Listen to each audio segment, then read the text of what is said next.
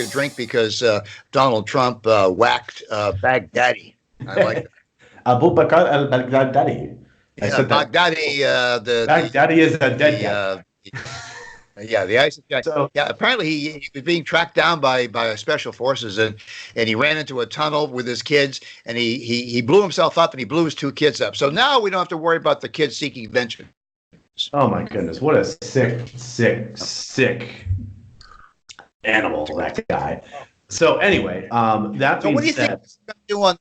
What do you think this is going to happen to the whole impeachment process? Do you think that the Baghdadi successful mission of wiping him out and his family, do you think that's going to have a positive or a negative effect on the?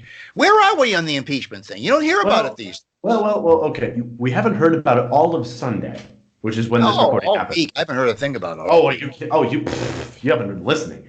I would say that there was a big focus on Trump pulling out of Syria, but I think that it's sort of solving itself with, the death of Baghdadi, Bad Dad Man. He sounds like a rapper. He sounds like a rapper. Baghdadi, Baghdadi. You have no idea what rap is anything like. But Buddha bada boo, a Buddha Buddha just Buddha what Buddha happens Buddha when Buddha. a 70-year-old tries and writes lyrics. Anyway. So getting back to Donald Trump, I do think that it is a positive, just as Osama bin Laden being killed was Obama's, it lifted Obama up. It's the exact same. It did. Yep. It did. Same thing with Donald Trump. It is only going to be viewed as a positive across all sides of the aisle. Does it guarantee him a re-election? No. No, of course not. No. Absolutely not. In fact, I want to talk a little bit about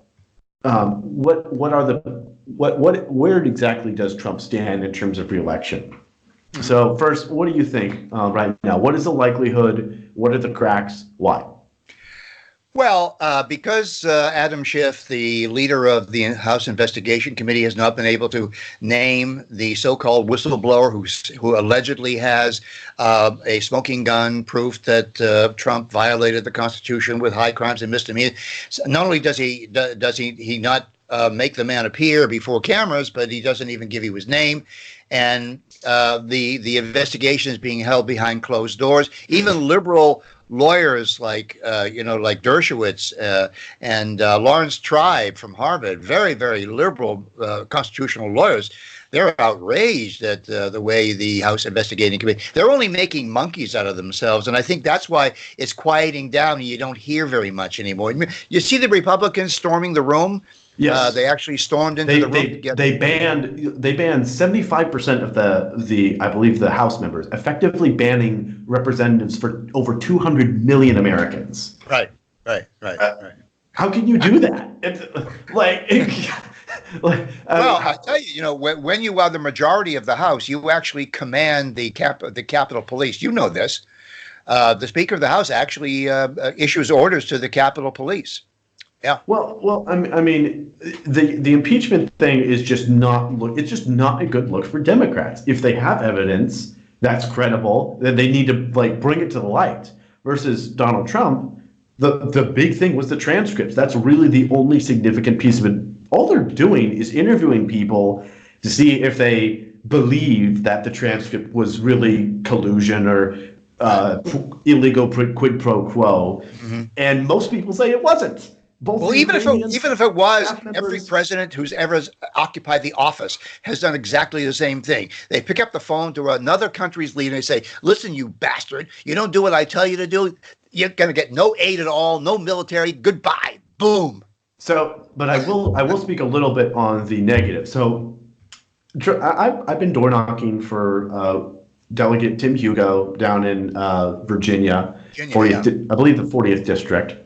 And this is just the general feel I get, is that the base for the opposition is solely motivated by anti-Trump.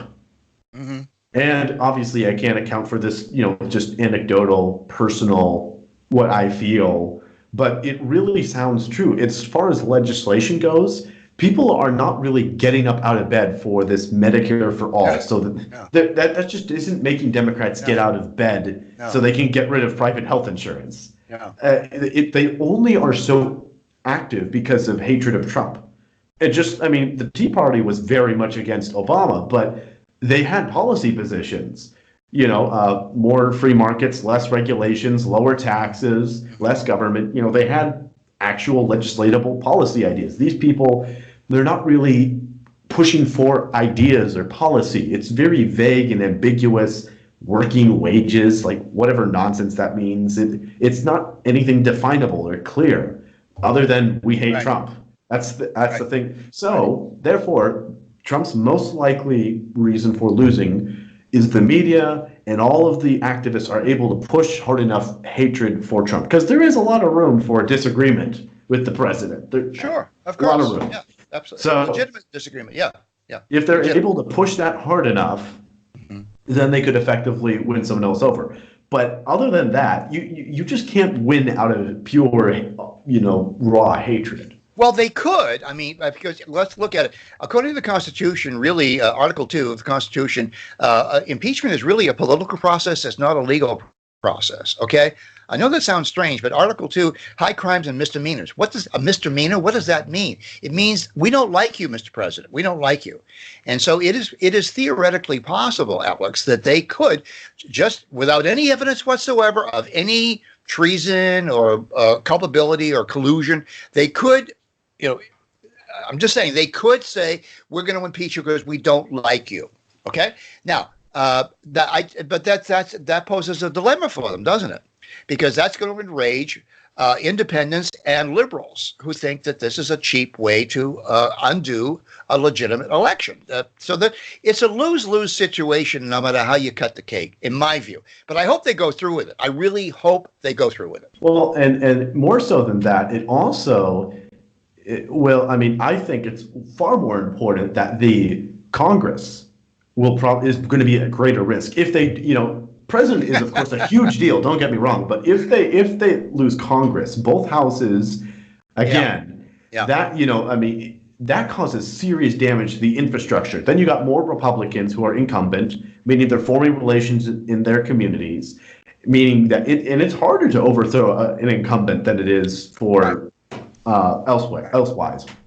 So even if they were successful in impeaching Trump, which is ridiculous considering you need 2/3 of the Senate, which is Republican held, even if you were able to impeach him, you're going to basically hand over the keys of the House to the Republican Party. I mean, you're looking at a majority, if not a supermajority in the House, if they do, or that, if they continue being shifty.